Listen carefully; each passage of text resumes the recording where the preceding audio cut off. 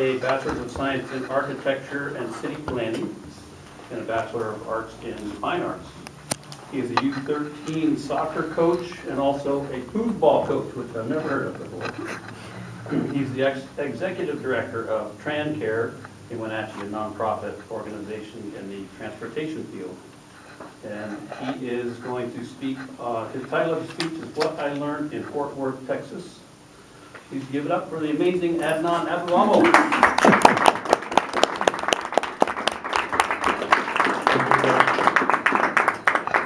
Well, ladies and gentlemen, thank you for showing up to listen to my ice-breaker speech tonight.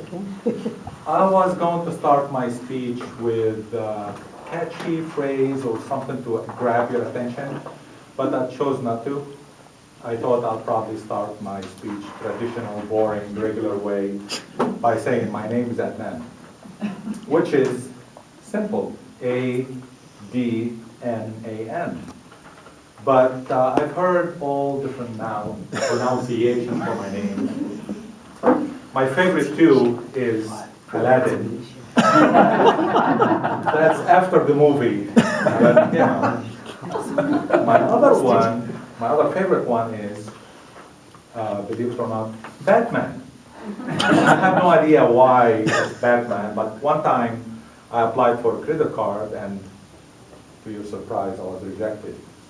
And they sent me the rejection letters, not only one, but I got several of them, as if these credit bureau people called each other and say, this guy's name, his name is Batman, and let's just, send all these letters. So I got home, and it's actually Batman, like the superhero Batman.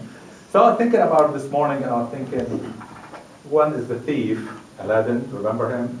He'll steal and feed, the poor. And one is a superhero, but so I don't really feel necessarily bad about my name being tortured or being misspelled or misunderstood. The other thing I was gonna talk about where I was born. I was born in Beirut, Lebanon, and it's an interesting place to be raised in that country, a little country. Especially when I first moved to the United States to go to college, which is in outside Fort Worth, Arlington, Texas. Anybody been to Texas before? Been to Arlington? Yeah, nice little town there.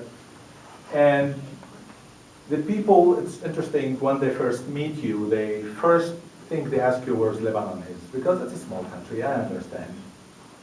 The second part, think about it, is if they don't know where Lebanon is, you will say the Middle East, immediately comes to their mind that image of the desert and palm trees and, of course, camels. So, again, being born in Lebanon, in this small country, I've never seen a camel before. And now you have to provide this information to the people asking you to give them that information. Have you ridden a camel before? And it's kind of like embarrassing almost, because you almost have to say, yes, I did, and give them all this stuff,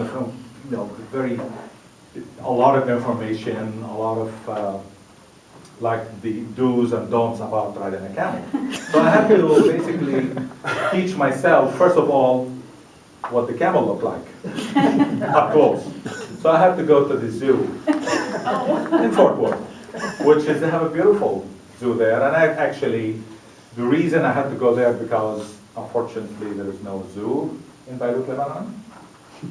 Actually, the whole country can be a zoo whenever the guys are fighting with each other. But that's a different subject. We won't touch on the politics there. So I had to really learn about the camels up close, and I learned that some of them with 1 hump, 2 humps, some of you don't know what the hump is. It's like a zigzag on top of the camels. So that, again, will tell you about my vast knowledge there in that field. And that's it. So basically, that's my trip is to the zoo, is basically to tell the people about me, basically, not knowing anything about that subject. The other thing, I was born in 10/10. That was my birthday, 10/10/1957. It's interesting date to me is, it's easy to remember, 10/10, and it's really not that difficult to forget because where I was born, birthdays are not that celebrated. You don't celebrate birthdays. As a matter of fact, the first time I celebrated my birthday is when I moved to the United States. And people around me at school, and there's like, when's your birthday? I'm thinking, I really don't know. Honestly, I don't really pay attention, and nobody's pay attention. Your family doesn't celebrate it, nobody celebrates stuff like that, because it's really not that important. So, I find out that in your birthday, basically, people will give you cake and celebrate that occasion. And I start searching for dates that you people buy you cakes and candy and stuff like that. So I did learn later on that people give candies on Halloween. And my nephew, who came to visit us after a few years, he was telling me about, that's terrible. Why would you, me, myself, celebrate that, holiday? And I told him, listen.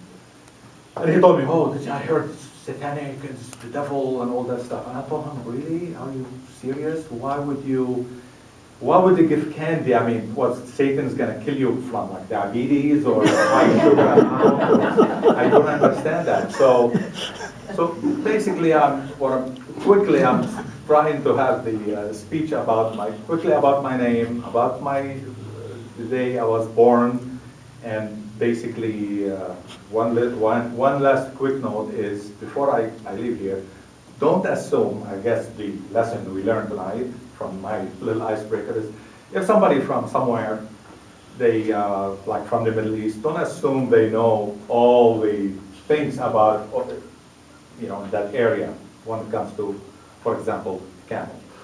Okay, thank you for listening to my icebreaker.